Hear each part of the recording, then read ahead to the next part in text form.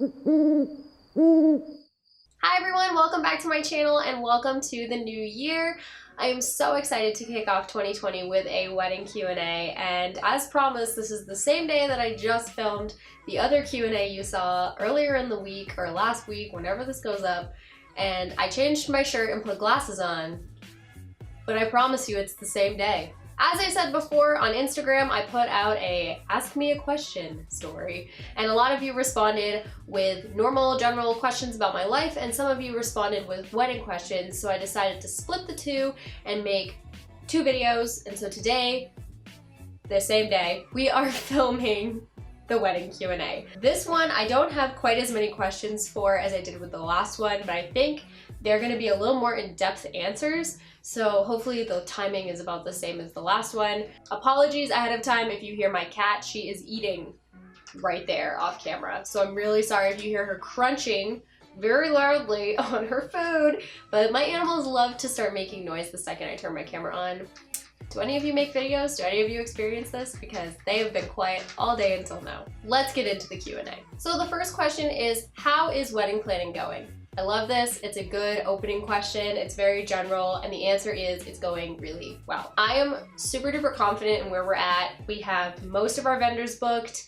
We have a lot of our payments are in. We are actively working on paying off other stuff. It's a little stressful, but I think that overall it's going super well. We actually booked an officiant about a month and a half ago, and when I told her everything that we had already done, she was very impressed. And she actually used to be a wedding planner, and she said, wow, you are like way ahead of where you even like need to be right now, which is exactly what I wanted. So I just want to get everything kind of figured out early in this year so that we can just pay everything and just enjoy being engaged. Not that we're not enjoying it, but we won't have to think as hard about everything if we just kind of figure it all out early. Is someone already going nuts in the wedding preparation? No, I would say that there has been a lot of planning on our part by ourselves, and so it leaves a lot of outside people like family and friends in the dark about things. So there can sometimes be some confusion as to what's going on, but I would say overall we've been able to reassure everybody and nobody is like going crazy, which is great. So yeah, I don't think anybody's going crazy.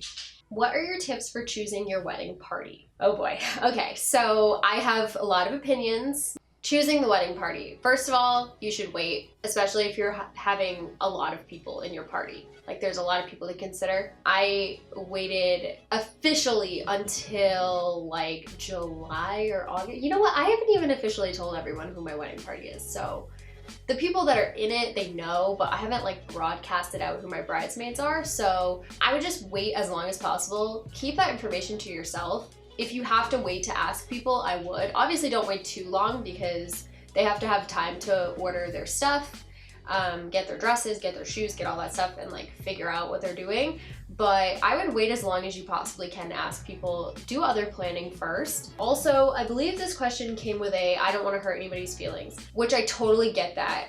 I had two friends that I didn't ask to be in my party, even though we are really close and I went to college with both of them, but they are both getting married, so that is why I didn't ask them. I just knew that they have their own stuff going on and I didn't want to like over stress them.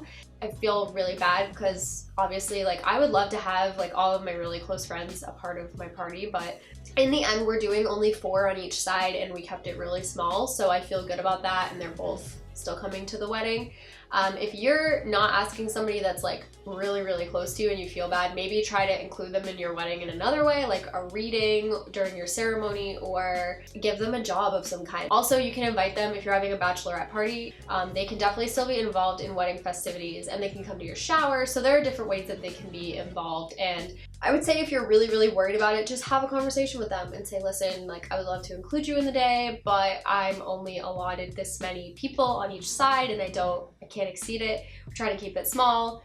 And if you are truly close with them, they will understand. I would also say to choose people that you know are responsible and people that have your best interest at heart, because if you're choosing people that maybe want to just make it about themselves, like maybe you've gotten that vibe in the past from them that they're very like self-absorbed and want to make it about them, that might be a red flag. Or if they're kind of like the type of people that leave things to the last minute, you might not want that. You want somebody that's like on top of things. So just pay attention to their planning style and their personality, and you might be really close with them, but they just might not be suited to be a bridesmaid. So it's very, or a groomsman, either way, for the guys watching as well, it applies to you as well.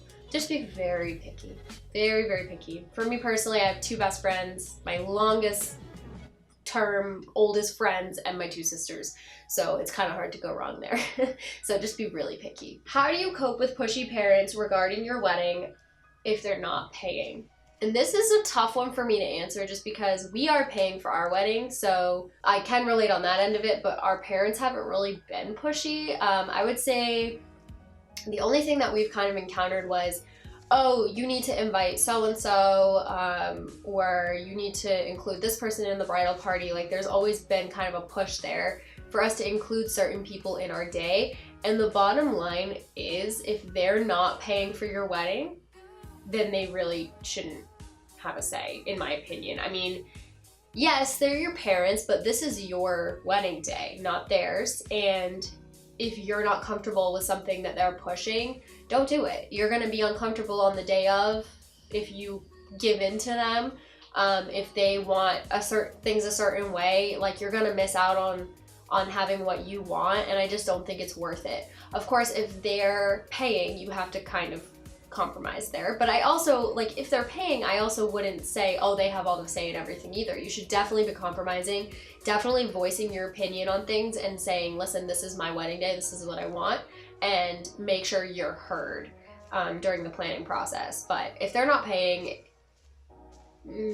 I really personally think that it should be up to you and your spouse to decide like what goes on. It's your money and you're gonna spend it how you want. It's your day and you're gonna have the people there that you want. So that's my opinion, my very strong opinion. Will any of the wedding be filmed? This is the last question. Yes, we have a videographer and we will have a highlight video, but I have not yet met with our videographer to discuss the logistics. I would assume that we will have the rights to post this video, our video, onto social media. I don't know what his stipulations are regarding like YouTube. Obviously I wouldn't ever monetize it or anything like that, but I am purchasing it, so it should in theory be able to come up on this channel, but I just have to verify everything with him. But yes, we have a videographer and there will be videos of the week before the wedding. I'm planning on vlogging a bit, and a honeymoon vlog or video of some kind will be coming up on the channel. So you guys will get to see all of that. And on my Instagram, of course, I'm planning on posting wedding photos, and the day of we might do like, you know, like have somebody like control my story and like post things, but I obviously don't want Brandon to see too much, so we'll see. But we're still kind of far out, so I don't 100% know, but I do know we have a videographer. That I can tell you confidently that yes, the wedding will be filmed. So very exciting. That is the end of today's wedding Q&A. If you guys have more questions regarding the wedding, make sure you leave them down below. I will do another Q&A in the future if I get enough to answer. And I hope you guys enjoyed this. Thank you so much. If you liked the video, make sure you give it a thumbs up. If you like my content, make sure you subscribe to my channel, and I will see you all in my next video. Bye.